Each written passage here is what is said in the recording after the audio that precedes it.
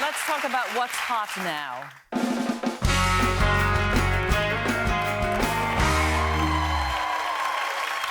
You know, I'm not even sure what to say this morning. I'm really not. Like a lot of you, I'm sure you were glued to your TV sets over the weekend watching the news of the terrorist attacks in Paris.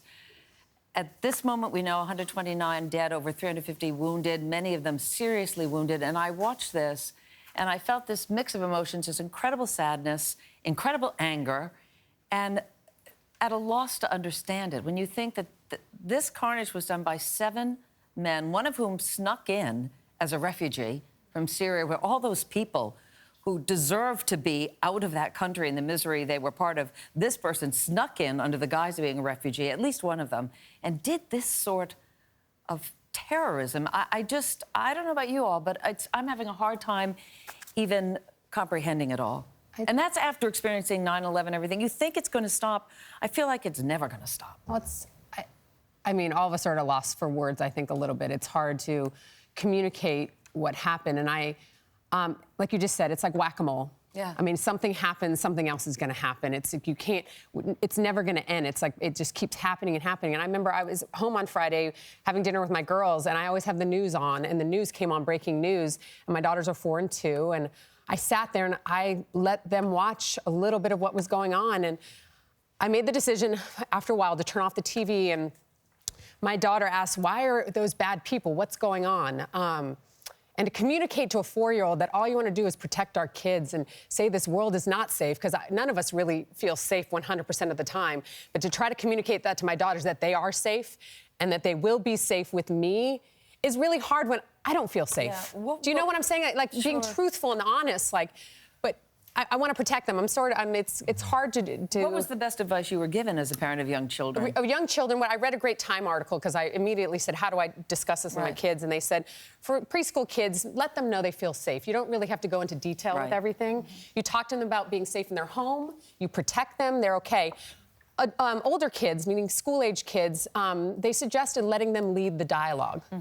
If they have questions, don't, run away from the questions. Don't hide from the questions. Really explore what they're talking about, whether it's death, guns, violence, terrorism. Because how do you describe terrorism to a 7 or 8-year-old? I don't know. I mean, we were discussing this earlier, and you said just talking to your kids about 9/11, because they were young. Yeah, they were young. They were 7th, 5th, and 3rd grade at the time, and they knew kids from their school who had lost parents in the building. So those kids, by the time they left school, we picked them up, they already knew. They saw classmates crying. And they were crying because somebody in their family, they didn't know whether they were alive or dead at that point, but later found out they had passed away.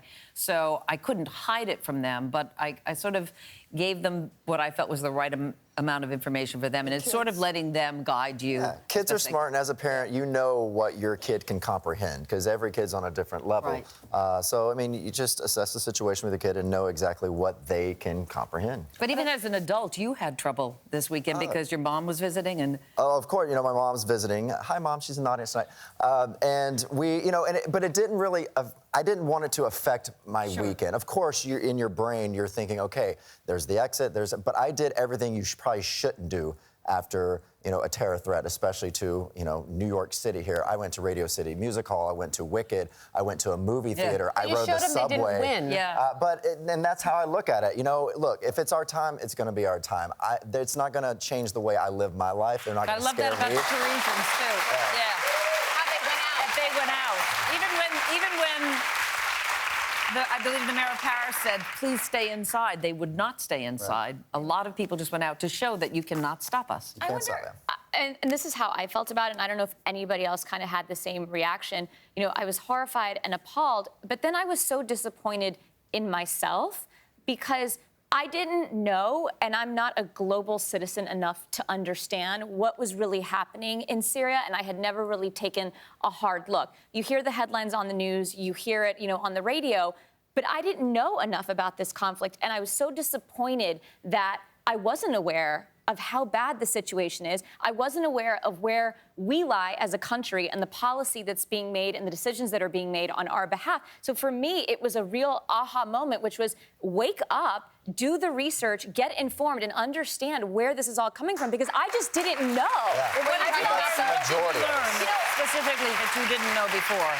to rehash all of our policy, obviously. I guess I didn't understand that it started as such an internal conflict and how different the support system is for Russia and for us, and how we are funding this internal civil war that has now bled out all over that country and caused, like what you said, all of these refugees to come in and have no recourse. They have nowhere to go. And that's the other thing. It's like, it starts the other conversation, which is where do these people go? Because now you're starting to hear that we're going to close our borders. Well, France has closed their borders. Two of our states, I think Michigan and Alabama, the governors of those states have said for the time being they are not going to let any refugees in until we are sure that we know that our policy works, our border policy works. I think, and for me personally, I had an incredible weekend during this mess, and it was all kind of doused. I worked with Tracy Morgan over the weekend and Gilbert Godfrey, and to do comedy during that time when we had people in the audience who had friends and firefighters that were there and new friends and people, and it was just sad.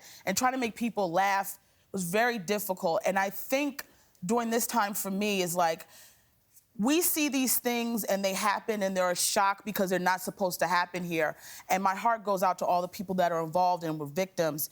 I also think about people who live in places that this is commonplace for them and they see it all the time. And I think we don't always think about those places as well. There were people who criticized, actually, because on social media, you could go to Facebook and find out if people that you knew in Paris were safe. And there were some people who said, how come that didn't happen with Beirut last week when there were bombings? And I don't remember exactly how many people passed away, something like 40-something that were killed in those bombings. But nobody talked about it. How about with Russia? And the plane going down, it wasn't you know. the same response. Well, that was one of the things I learned when I looked back and at everything that's happened just since January, since the Charlie attacks.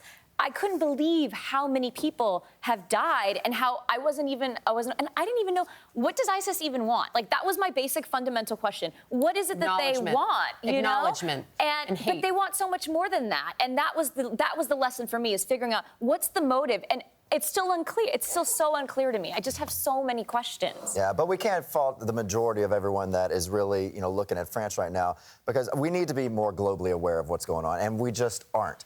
But, France, we just relate more to France as a whole in this country. They're an ally. They're an ally. They live a life that that's very similar to ours. They're democracy. So that's why people are more focused on France, and it's just more relatable to them. The sad part, you brought up a point about the Syrian migrants and everyone coming over here and how some states are not going to allow people to come over.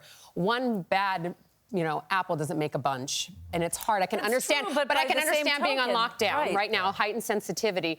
It's just, it's unfortunate for these people who are desperate to get out of a desperate situation, that this one person has now cast doubt on every single person that is going to try to come But you can't fault the states that are trying to be, very safe right now. But I think we should also acknowledge that if we're really going to have a discussion about things, I'm not saying ISIS is right in what they're doing, but we need to really understand all aspects of it, because sometimes we make judgment calls about things and we say things and we don't know what the situation is. I think we need to have more understanding.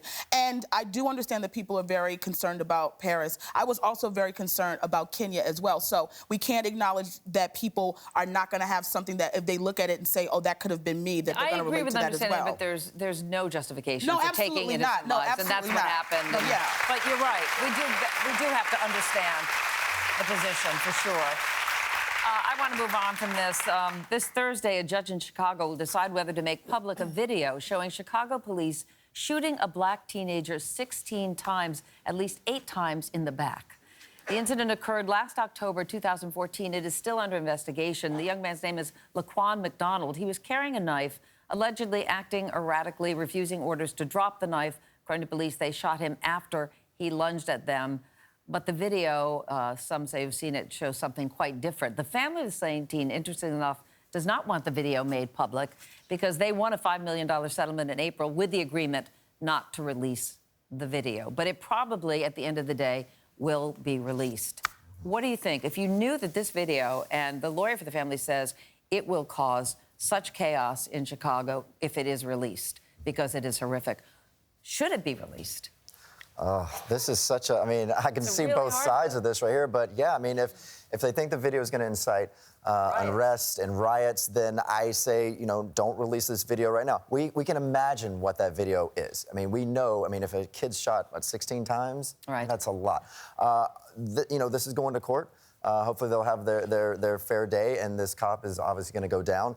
But releasing this video right now might not be the best thing for those communities. Well, also shooting a child 16 times in his back or whatever they did was not the thing to do when they did that. So, you know, people have to think about the things that they do and the actions they take, and it's becoming excessive. And it's not, you can't put it on the citizens to say, you know what, we don't want to show you this. The citizens need to know in their environment, this is what's happening in their community, right or wrong, show it.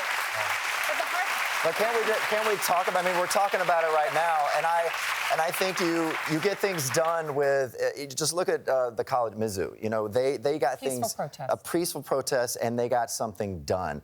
Is there a way that we can talk about it like we're talking about right now, and still have the same effect without causing riots in these inner cities? Well, I think if they had a video to show, they probably would have shown it. It would have been more effective as well. I mean, they had a great effect from it, but there's a video of this thing. I would like to see it, and I would like to see the excess that was used and why. Because if it's that bad that they don't want to show it, then we really need to see it. We need to see what's going on. The hard part, we were saying we brought up Baltimore. We brought up the case in Baltimore, and what happened in Baltimore, it destroyed a community, a specific community. You know, like, I don't know what good a video, we already know it's terrible, and this family is at peace with it. They don't want it released.